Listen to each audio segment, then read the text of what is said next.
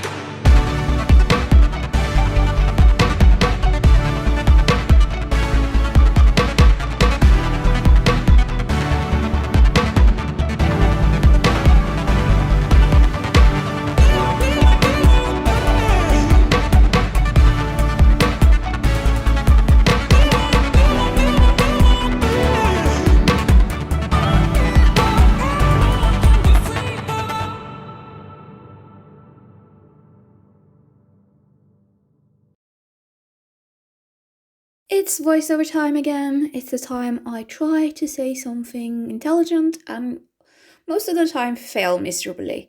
So on this day, my dad had walked Molle around where when I was putting up the little jumps. So I just started trotting him and warming him up. And yeah, when I warm him up for jumping, and especially now, as I have a period where my muscles aren't so good and my legs don't work so well, I don't really focus on having him in an outline. I just focus on having him moving off my leg, moving forwards in a good tempo. I feel like if the horse isn't moving forwards and thinking forwards, um, it's not really that safe to jump, because if they start backing off at the wrong moment, something can go wrong. So I just did like lots of changes of rein and stuff to like supple him up in trot. Of course, you're not gonna sit through all of it, but like really happy with the way he was today. I think he recognized my riding from the week before and he was like, I get what you want me to do. So because sometimes he's very, very slow to respond to the leg, but today he was much better. And so I'm very happy with that. And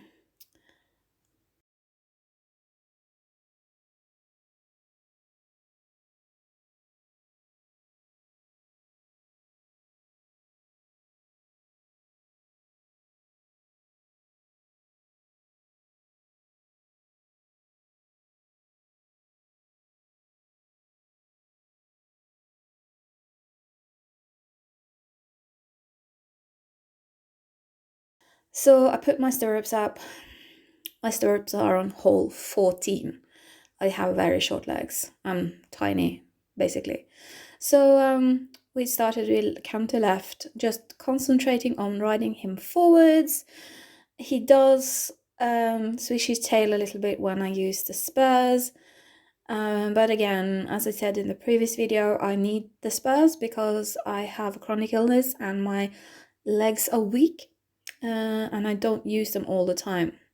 So I'm very happy with like what I got out of him today. He was more forward than last time. We're still struggling to keep the tempo and momentum through the short end of the arena. He does want to slow down and I want him to keep going.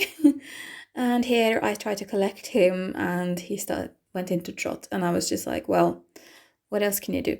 I don't have enough leg to keep him going, so you can't really fault him. So I'm gonna start jumping soon. I did have some walk breaks in between just to catch my breath. It was hard work in the beginning, but once we started jumping, I got some adrenaline and things started to work better. So we started out with just cross poles, and this is tiny. I'm not even sure how tiny it is. I didn't bother measuring it.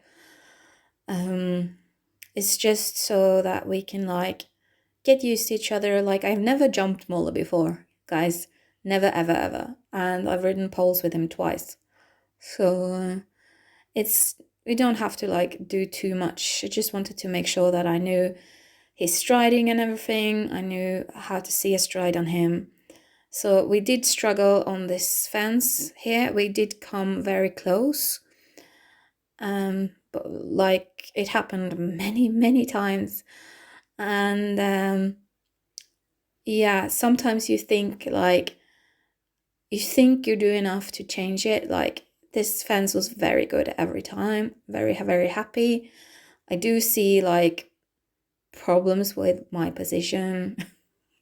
But let's not get into that. So here I was like, yeah, I'm gonna do this. It's gonna go so much better. And it was a little bit better, but it was still very, very close.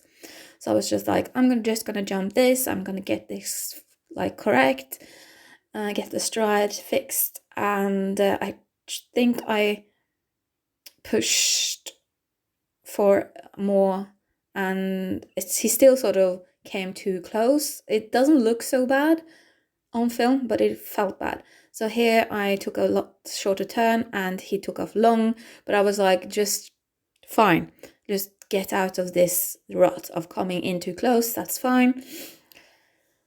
So we put the first jump up to a like upright. I did have a tendency to land in the left canter for some reason, which I don't understand since his right canter is the strongest canter. So we did this one. It was a little close, but like, okay. And then I put on the last one. And on this one, he was just like, ping! He pinged over it so much. It was like he jumped very much up and down. It felt like, at least, and it felt like it took a lot of effort just to get that. But he didn't, of course. We put that jump up a little bit by putting the little blocks on the sides. Here I'm just like, I don't care. Well, you just have to go in like a disjointed canter, because, and of course we got that stride perfectly. It's just weird. And then this was very good as well.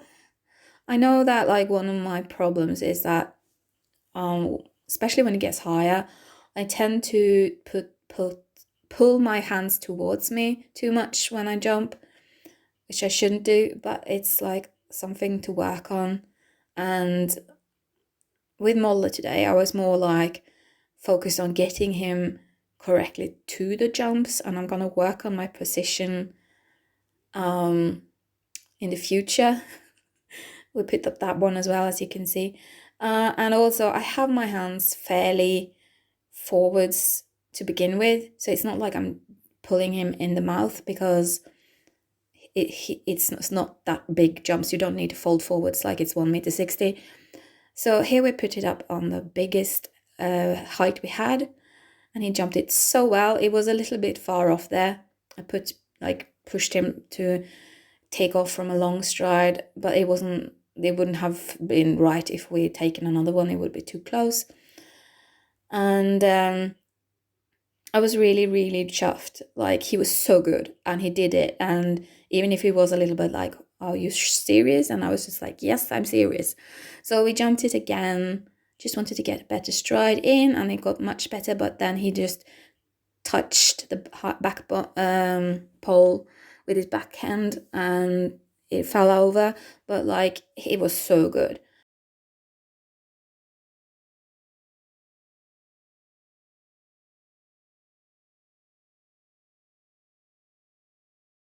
So I decided to do, like, just because he had one down, I took this jump, and I also did that as the last jump. So I figured I'd leave that in. He was so good today, so amazing, and I had a wonderful time. So that's all for this video. I hope you enjoyed this tuck up and ride with me, and please leave a comment, like this video and subscribe to my channel, and I'll see you in my next video. Bye!